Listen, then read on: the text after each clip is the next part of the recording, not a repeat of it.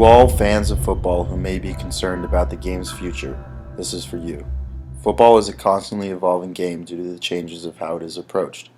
It has a rich history of extraordinary moments, but it also has a darker side. Concussions and other injuries do occur and are threatening the continuation of the sport altogether, with the reality that fewer and fewer kids are playing today. To change this, look no further than advancements in safety technology. More people will begin playing once again as safety concerns decrease. With technology that significantly decreases head trauma, football's popularity will not fade to flag football. Football is America's game and extremely popular. The NFL is a national obsession, generating an estimated $9.5 billion in annual revenue. Last year, 34 of the 35 most watched programs on TV were football games. This is absurdly popular. It is clearly a dominant national phenomenon. However, a lot of people think less will watch the NFL soon if less of America's youth is playing the sport. Many parents do not want their kids playing, and it has to do with player safety. The main concern is head trauma. This past February, it was revealed 76 of the 79 deceased football players who donated their brains to research showed evidence of chronic traumatic encephalopathy. While the NFL has gone to extraordinary lengths to contain the crisis, the link between football and brain trauma is now beyond dispute. That is a large percentage of chronic traumatic encephalopathy, also known as CTE, seen in deceased players. A lot of players who donated their brains were probably not so aware of the high risks of brain damage.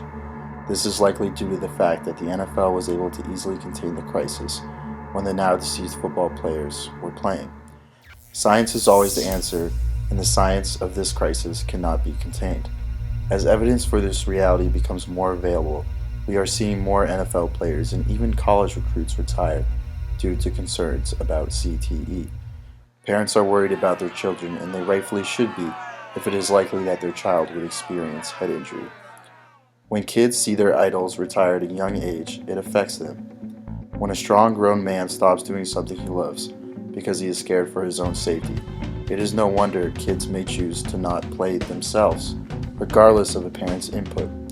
The NFL is trying to change the rules so there is less contact. This makes it closer to flag football, and many fans don't like it. The game is inherently dangerous, and as that becomes more known, it is inevitable that less people will play. The pool of talent the NFL has to choose from will dwindle.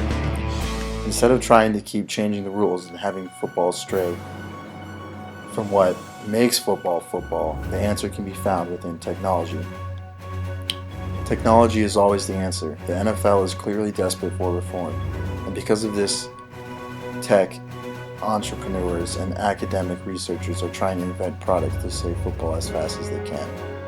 Mouth guards need to change, as well as on-field technology like helmet sensors to identify stunned players. There are a number of technologies, from the Vector mouth guard from I1 Biometrics to the Checklight skull cap to the Seattle-based X2 Biosystems X patch with sensors behind the ear. Concussions are not always visible, and these technologies can make us know how serious any given hit a player receives is. The great thing about these sensors is that they help us see what activities or kinds of hits from the game are putting players most at risk. If players know this, they will be able to play more appropriately. It has shown to make improvements in the college game. These sensors just need to become mainstream in the NFL. After figuring out how to accurately measure hits, comes figuring out what to do after the hit occurs. The current sideline tests are a joke and easy to pass if a player really wants to stay on the field. We could also have a better concussion test using virtual reality machines to identify the dysfunction of a player, like eye movement. This is not something the naked eye can easily identify. What would be even better than virtual reality tests, though, is blood tests. A study came out of the University of Pennsylvania that showed levels of the protein SNTF are elevated in the blood after concussion occurs. Any kind of biomarker to recognize a concussion is just in reach and far better than any guesswork that can be deceptive with current sideline tests.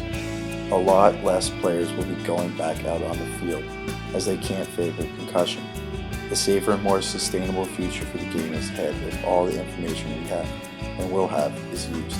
It is easy to see now that the safety crisis of football is not something to worry about. Technology will fix this for the reasons described in the video.